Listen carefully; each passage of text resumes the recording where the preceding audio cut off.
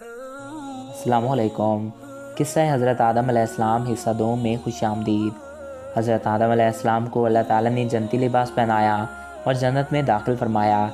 یہ جنت کشمیر یا دنیا کی کوئی اور جگہ نہیں بلکہ اصلی جنت تھی جو اوپر آسمانوں میں ہے۔ آپ جنت میں جہاں چاہتے گھومتے، جو چاہتے کرتے، لیکن ساتھ میں خود کو اکیلا محسوس کرتے۔ اللہ تعالیٰ نے بی بی حوا علیہ السلام کو آپ کی بائیں طرف کی پسلی سے پیدا کیا۔ جس وقت بی بی حوا پیدا ہو رہی تھی فرشتوں سے پردہ کرایا گیا۔ بی بی حوا دنیا کی نہایت خوبصورت ترین خاتون تھیں۔ جب حضرت آدم علیہ السلام سو کر اٹھے تو پوچھا، تم کون ہو؟ انہوں نے کہا کہ اللہ نے مجھے آپ کے لیے پیدا کیا ہے کہ آپ مجھ سے سکون حاصل کر سکیں اور آپ کی تنہائی ختم ہو سکے۔ وہ دونوں خوشی سے جنت میں رہنے لگے۔ اللہ تعالیٰ نے فرمایا، تم جہاں جانا چاہو جا سکتے ہو، جو کھانا چاہے وہ کھا سکتے ہو، بس ایک درخت کا پھل کھانے کے لیے منع کیا گیا۔ اگر کھاؤ گے تو نقصان اٹھاؤ گے۔ ابلیس تمہارا اور تمہاری بیوی کا دشمن ہے، کہیں ایسا نہ ہو کہ وہ تمہیں جنت سے نکال دے اور تم مصیبت میں پڑ جاؤ۔ وہ درخت کون سا تھا؟ مشہور ہے کہ وہ گندم کا درخت تھا، ایک قول انگور کا ہے، اس کے علاوہ بھی اقوال ہیں۔ حافظ ابن کثیر فرماتے ہیں کہ اس حوالے سے 6 اقوال ملتے ہیں، اور سب سے بہترین بات یہ ہے کہ جس چیز کا ذکر کرنے کی اللہ تعالیٰ نے ضرورت نہیں سمجھی، ہمیں بھی اس کے پیچھے زیادہ نہیں پڑنا چاہیے۔ ادھر ابلیس کو ایک پل چین نہیں آ رہا تھا۔ اس نے بی بی حوا یعنی عورت ذات کو استعمال کرنے کا منصوبہ بنایا۔ ابلیس نے بی بی حوا کو بہکانا شروع کیا، وسوسے ڈالنے لگا کہ اس درخت کا پھل کھا لو جس سے اللہ تعالیٰ نے منع کیا ہے۔ کھا لو گے تو ہمیشہ ہمیشہ کے لیے جنت میں رہ پاؤ گے فرشتوں کی طرح، ورنہ تم مر جاؤ گے۔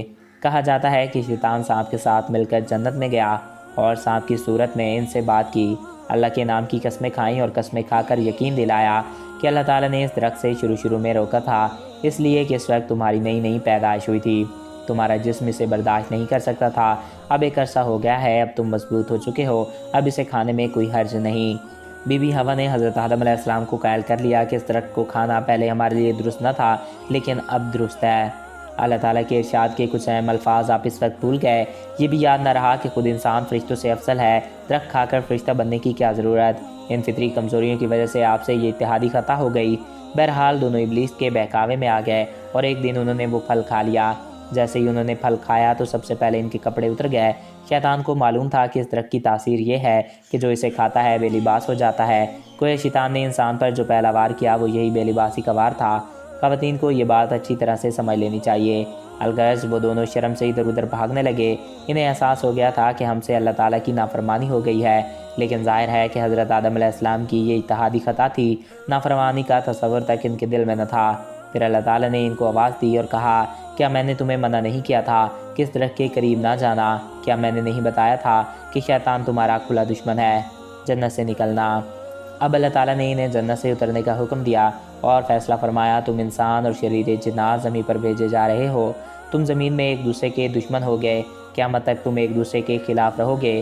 اس دوران جو میرے بھیجے ہوئے پیغمبروں کی اطاعت کرے گا وہ کامیاب ہوگا، اور جو شیطان کے راستے پر چلے گا وہ جہنم میں جائے گا۔ تمہیں ایک وقت تک دنیا میں رہنا ہوگا، فائدے اٹھانے ہوں گے، تم یہیں زندگی بسر کرو گے اور یہیں مرو گے اور یہیں سے دوبارہ زندہ کیے جاؤ گے۔ کہا جاتا ہے کہ حضرت آدم علیہ السلام کا قد بہت بڑا تھا، شاید جنت کے 60 گز کے برابر۔ جب آسمان سے نیچے اتارا جا رہا تھا تو وہ درازی کی وجہ سے فضا میں لہرا رہے تھے۔ اللہ تعالیٰ نے دراز قد کو مختصر کر دیا اور آپ دنیا کے 60 گز کے برابر ہو گئے اور سیدھا اترنے لگے۔ در منصور یہ بھی کہا جاتا ہے کہ حضرت آدم علیہ السلام اور حوا دونوں کو الگ الگ مقامات پر اتارا گیا۔ حضرت آدم علیہ السلام کو کوہ ہند میں اور حوا علیہ السلام کو جرہ میں۔ دونوں بہت شرمندہ تھے، انہوں نے اپنی غلطی پر توبہ کرنا چاہی لیکن الفاظ سمجھ نہیں آ رہے تھے۔ اللہ تعالیٰ نے انہیں یہ کلمات سکھائے۔ سورہ الاعراف: اے ہمارے پروردگار، ہم اپنی جانوں پر ظلم کر گزرے ہیں، اور اگر آپ نے ہمیں معاف نہ فرمایا اور ہم پر رحم نہ کیا تو یقیناً ہم نامراد لوگوں میں شامل ہو جائیں گے۔ جب انہوں نے یہ کلمات کہے تو اللہ تعالیٰ نے انہیں معاف کر دیا اور وہ عرفات کے میدان میں ایک دوسرے کو تلاش کرنے میں کامیاب ہو گئے۔ یہیں سے دنیا میں انسانیت کے دور کا آغاز ہوا۔ حضرت حوا علیہ السلام نے 20 بار ولادت کی تکلیف اٹھائی، ہر بار جڑواں بچے پیدا ہوتے تھے، ایک لڑکا ایک لڑکی۔ حضرت آدم علیہ السلام ان نبیوں میں سے ہیں جو دنیا کی شروعات میں آئے، تعلیم انسان کے لیے بھیجے گئے۔ حضرت آدم علیہ السلام نے اپنی اولاد کو وہ سب سکھایا جو اللہ تعالیٰ نے انہیں سکھایا۔ سب ایک اللہ کی عبادت کرتے، کھیتی باڑی کرتے اور جانوروں کو پالتے۔ اس پر اللہ تعالیٰ نے فرمایا ہے، اے لوگوں، اپنے رب سے ڈرو جس نے تم کو ایک ہی جان سے پیدا کیا۔ حضرت آدم علیہ السلام کی اصل عمر مبارک 1000 برس تھی۔ اپنی عمر کے 40 سال آپ نے حضرت داؤد علیہ السلام کو دینے کا کہہ دیا۔ اس لیے آپ کا انتقال 960 برس کی عمر میں ہونے والا تھا۔ جب حضرت آدم علیہ السلام 960 سال کے ہو گئے تو بچوں سے کہا مجھے جنت کے پھل کھانے کی خواہش ہو رہی ہے۔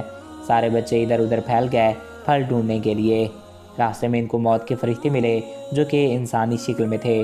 انہوں نے کہا واپس جاؤ، حضرت آدم علیہ السلام کی موت کا وقت قریب ہے۔ فرشتوں نے حضرت آدم علیہ السلام کی روح قبض کی، غسل دیا، خوشبو لگائی اور دفنا دیا۔ آپ کی موت کے بعد حضرت عیسیٰ علیہ السلام کے سر پر نبوت و خلافت کا تاج سجایا گیا۔ حضرت آدم علیہ السلام کی وفات کے 1 سال بعد حضرت حوا کا بھی انتقال ہو گیا۔ طبری اور ابن الاسیر کی روایت کے مطابق اللہ تعالیٰ نے حضرت آدم علیہ السلام کو کعبہ بنانے کا حکم دیا اور حضرت جبریل نے انہیں مناسک ادا کرنے کے طریقے بتائے۔ تو ناظرین، ہمیں یہاں پر یہ بات سمجھنی چاہیے کہ شیطان سے کتنا ہو سکے بچنا چاہیے۔ شیطان ہی وہ تھا جس نے حضرت آدم علیہ السلام کو جنت سے نکال دیا، تو یہ کسی صورت ہمارا دوست نہیں ہو سکتا، یہ ہمارا دشمن ہی ہے۔ تو دوستوں، آئی ہوپ آپ کو یہ ویڈیو پسند آیا ہوگا اور آپ کی معلومات میں اضافہ ہوا ہوگا۔ اگر آپ کو ہمارا یہ ویڈیو پسند آیا اور آپ کی معلومات میں اضافہ ہوا ہے تو ہمارے اس یوٹیوب چینل کو سبسکرائب کریں اور ساتھ موجود بیل کے آئیکن کو پریس کریں تاکہ ہماری ہر نئی آنے والی ایسی ویڈیوز بر وقت اور بآسانی آپ تک پہنچتی رہا کریں اور آپ ہمارا کوئی بھی ویڈیو مس نہ کریں۔ ویڈیو کو لائک کر دیا کریں۔ ویڈیو لائک کرنے سے آپ کا کچھ نہیں جائے گا، لیکن ہماری حوصلہ افزائی ہوتی رہے گی اور مزید ایسے ہی دلچسپ ویڈیوز ہم آپ کے لیے بناتے رہیں گے۔ اچھی بات پھیلانا بھی صدقہ جاریہ ہوتا ہے، تو اسے زیادہ سے زیادہ پھیلائیں تاکہ جتنا ہو سکے دوسرے لوگ بھی اس ویڈیو کو دیکھیں اور اس سے سبق حاصل کریں۔ اور اگر آپ کی کوئی خاص خواہش ہے اور آپ کسی بھی ٹاپک پہ ویڈیو دیکھنا چاہتے ہیں تو کمنٹ باکس میں اپنی رائے سے ضرور آگاہ کر سکتے ہیں۔ ہم آپ کی خواہش پوری کرنے کی بھرپور کوشش کریں گے۔ ایک نئے دلچسپ اور ایسے ہی انفارمیٹیو اور اسلامک ویڈیو میں پھر ملیں گے۔ اپنے پیاروں کا خیال رکھیے گا۔ Thanks for watching. اللہ حافظ۔